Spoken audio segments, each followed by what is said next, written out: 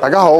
今日歡迎嚟到我哋ALC 嘅 YouTube 頻道。我係 Tony 啦，咁大家都如果有關注我哋個頻道咧，都知道我係美國 ALC 香港區嘅總監。我本身亦都係美國移民嘅律師啦。咁今日咧，我哋係嚟到香港每一年嘅國際移民展嘅現場。呢度就係我哋今年嘅攤位。咁今日咧嚟到呢度現場啦，咁趁呢個機會啦，咁我想同大家分享一下最新美國投資移民裏邊一啲嘅最新嘅發展。近期最多人講嘅話題就當然係美國總統特朗普川普所講嘅500萬美金嘅金卡嘅計劃。咁當然啦，佢當天宣布呢個消息嘅時候咧，已經對整個 EB5 嘅行業咧帶來一個好大嘅震動。當天我哋亦都寫過唔同嘅文章啦，咁分析過呢個特朗普呢個政策係點樣。咁今日咧可以用一個簡短嘅方式咧，可以同大家講一講解呢個特朗普嘅政策係點樣。首先第一樣嘢咧就係呢個政策能唔能夠真係可以衝擊到呢個 EB5 咧？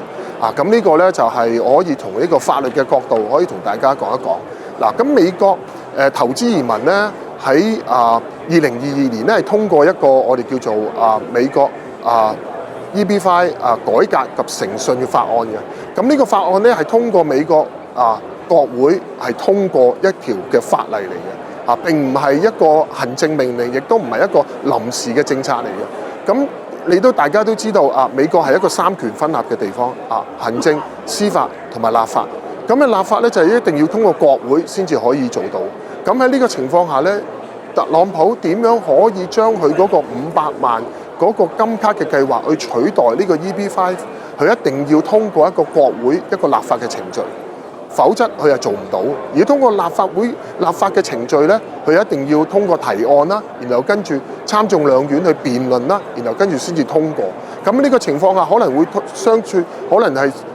花嘅時間可能1年甚至乎2年嘅時間。咁冇可能好似特朗普咁講，佢話2個星期之後我哋就會推出呢個金卡計劃。咁當然啦，到而家已經超過2個星期啦，我哋都未見到有任何嘅消息，亦都冇任何再詳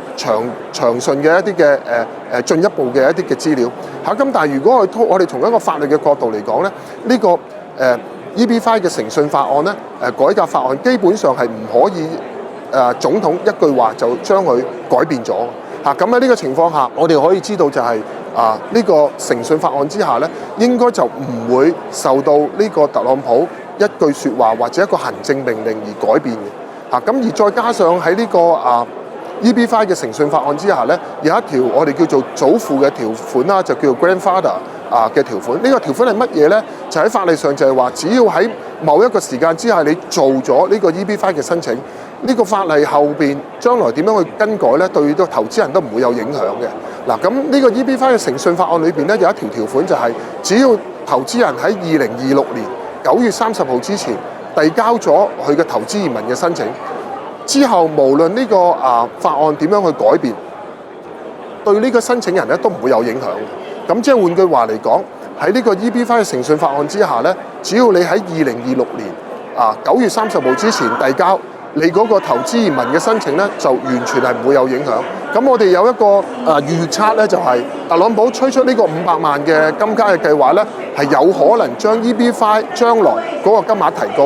咁喺呢個情況下，對 EB5 嘅影響咧，反而咧可能有嚟緊呢1年咧有一啲正面嘅影響，因為大家好多嘅投資人咧都會覺得未來嘅 EB5 嘅申請嘅費用可能會提高。投資款可能唔係80萬，可能係甚至乎200萬、300萬。咁呢個相對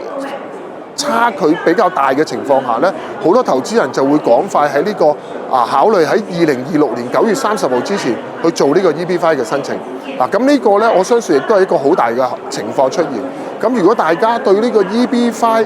有興趣嘅話咧，亦都可以歡迎嚟到我哋嘅網頁啦，甚至乎嚟到我哋尖沙咀海港城嘅辦事處嚟同我哋了解一下，咁我哋就可以幫你計劃好你嘅 EB5 申請嘅投資移民整個方案啦。咁趕快可以喺2026年之前遞交，咁對你嘅申請咧就唔會有影響啦。咁呢個大致上咧就係我對呢個川普特朗普嗰個500萬金卡嘅計劃一個大概嘅一個解釋。咁總括嚟講咧，大家應該都可以放心，就唔會對 EB5 造成一個太大嘅衝擊。甚至乎一啲已經過去嘅投資人，已經遞交咗申請嘅投資人，應該係完全唔會有任何嘅影響嘅。咁今日咧，同大家分享到呢度為止。咁希望下一個片咧，就同大家再更加講解EB5最近一啲嘅最新嘅發展。歡迎大家繼續關注我哋嘅 YouTube 頻道啦 ，like subscribe 同埋comment，最重要就係 share。好，多謝大家。